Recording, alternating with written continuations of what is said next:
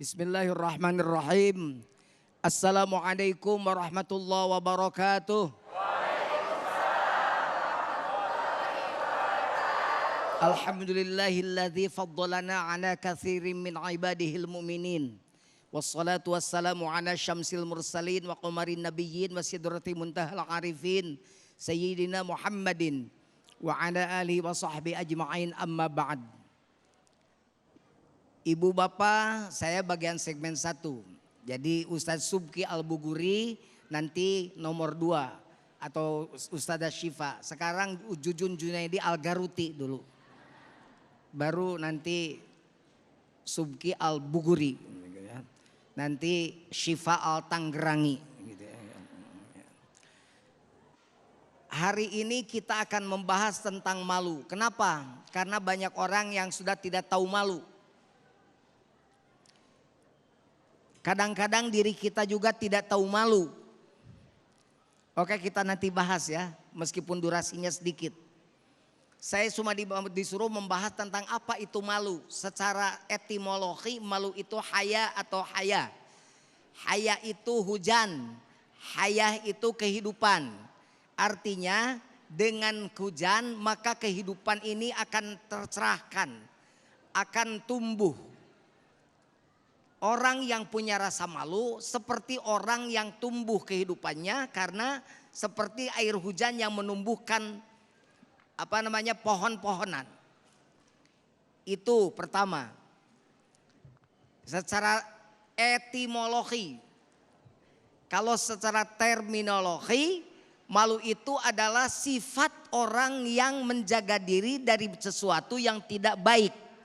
Sesuatu yang membuat harga dirinya jatuh. Sesuatu yang tidak sesuai dengan petunjuk Allah. Itu cukup definisinya, cukup paham? Paham. Jadi orang yang malu itu pasti selalu berdampingan dengan kebaikan. Al-haya la ya'ti illa bil khair. Bahwa malu itu, kemaluan lagi. Bahwa malu itu, gitu kan? Itu ya'ti bil khair, pasti mendatangkan kebaikan-kebaikan. Sejak kapan kita ini punya rasa malu? Sejak Adam. Nabi Adam dulu ketika melanggar aturan Allah, kemudian Allah permalukan Adam. Saya baca ayatnya. A'udzubillahi minasyaitonirrajim. Allah kitu cicing wae maneh teh. Sigat sandalahar wae nya. Bismillahirrahmanirrahim. Fa'akala minha fabadat lahuma sawatuhuma. Fabadat lahuma sawatuhuma wa tafiqa yakhsifani alaihima min waraqil jannah.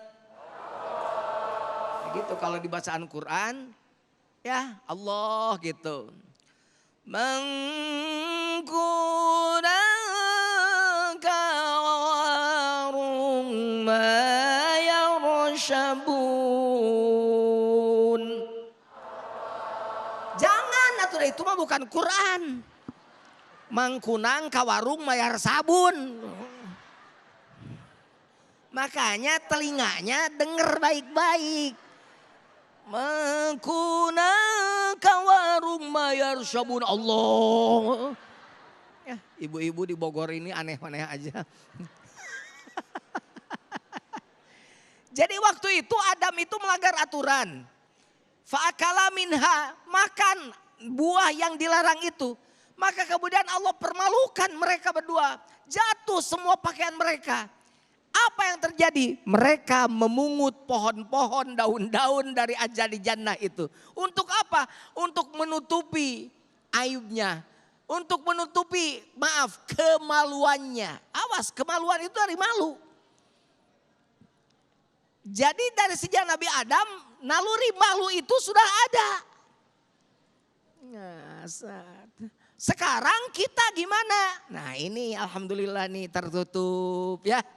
Gak diumbar-umbar ya. malu ya. Tapi ada malu yang dilarang. Malu pada suami ketika suami ingin bareng-bareng mesra. Malu, nggak boleh itu mah. Nah, sebab ada dalilnya.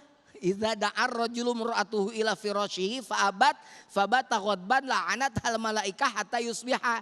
Apabila seorang suami mengajak istrinya lalu istrinya menolak dan tolakan istrinya itu membuat suaminya marah, maka apa yang terjadi? Malaikat seluruhnya turun dari langit melaknat wanita tersebut sampai subuh. Ayo jawab, sia mending ngalayanan mending dilaknat. Jawab, mending melayani mending dilaknat. Nah, ke bapak-bapak yang sudah lama tidak dilayani, pulang dari Damai Indonesiaku, toel ya. Mah, ya, begitu. Malu juga tidak boleh dalam urusan mengajak, belajar tentang agama. Itu gak boleh malu. Malu itu bahasa Bogornya era ya. Jadi di era globalisasi ini banyak orang era ngaji gitu. Reka mana ngaji yuk era, nah gitu. Jadi tidak boleh malu. Karena Ummu Sulaim itu dulu pernah nanya pada Rasul. Tentang bagaimana ketika seseorang mimpi basah. Apakah harus mandi atau tidak.